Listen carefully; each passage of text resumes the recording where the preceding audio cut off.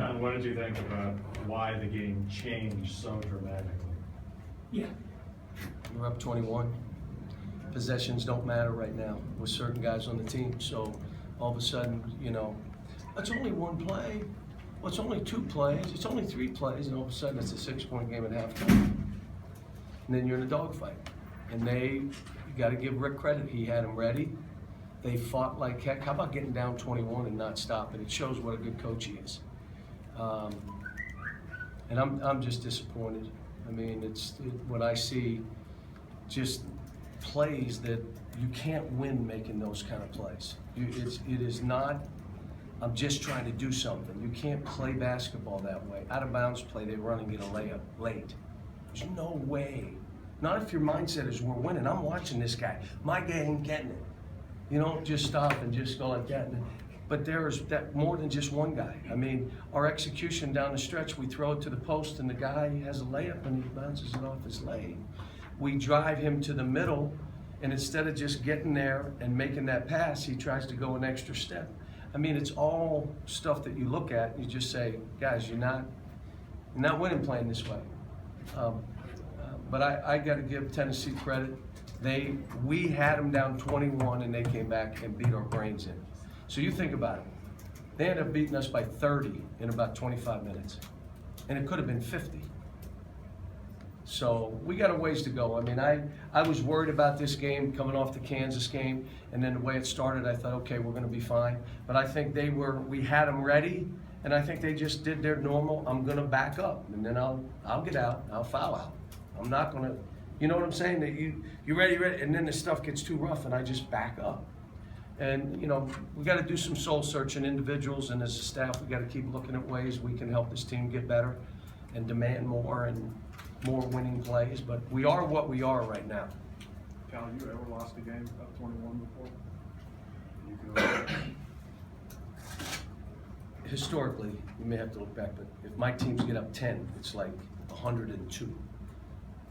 So I'm coaching a different kind of team. Alex came out looking great, and was it something they did, or was it something that happened? Yeah, he's not here, so I would tell you have to ask him. John, you guys seem to, obviously you fouled a lot in this game, but also in some other games too. What's that about? How much of a problem is that? Defending without fouling. I can't. John, is it possible some of your kids, when Tennessee was coming back, I know there's a lot of good things from Kansas, but some of the kids lost confidence? Did you have to ask them? They're only playing. How much? I mean, you've been harping on winning plays for a while now. We're down within last 8 or 9 games of the regular season. They haven't surrendered to it yet. They just haven't surrendered to it yet. They're still, my stuff works. Okay? At what point is it going to work? So they haven't surrendered to it. And let me just say this.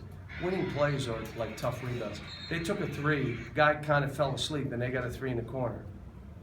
And he missed it. And the guy that lost him just turned and stopped playing, and the ball went right there. And then they scored. You can't. I mean, that's winning plays and losing plays. And winning plays, I'm there, it hits, I go and I dive on the floor, I get it, I tip it to a friend, and we play. We're not there. But, you know, we got a good team, obviously, we've shown it. We showed it for 15 minutes today, and then we revert, and then, you know, just didn't have the fight that you need to go on the road and win. How much of a handicap is it, John, that you still, it seems, searching for a post player or something from the post? Alex did all right the first beginning of the game. It got a little rough, and he kind of did some fades and all that, but he's our post presence, and if he can't play and they have 6'5" guys that can really guard him, it's tough for us. Cal, all the success you have, this has to be driving you crazy. It's got to be really frustrating. No, I've done this 30 years, and I've had teams up and down, and I'm just ready to get on the plane because I don't want to have to bus back. That's my thought right now, just so you know. Tyler Ulis was visibly frustrated on the court. What was he like telling his teammates in the huddle? Well, he was just upset because they kept breaking down, like losing plays. Why would you do that? How did you lose him? How did you? And they kind of talk like my son Brad.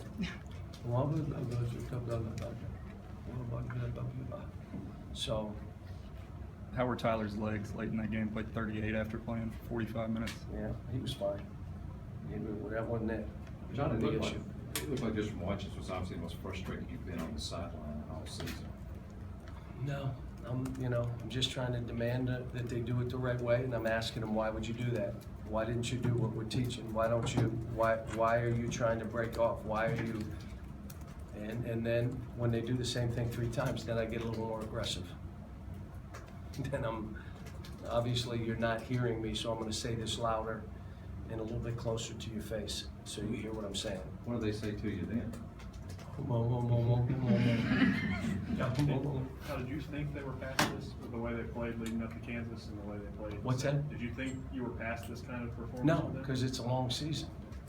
Look, here's what I said. We had 4 unbelievable efforts in a row. It's hard to have 10 of those. But when you get up 21, you know, all right, we ain't giving this up. I'm not taking that shot. I'm not losing that man because we're going to win this game. They don't think that way. They're just, what do you mean? It was a good play, and it was only one time, but that's where we are.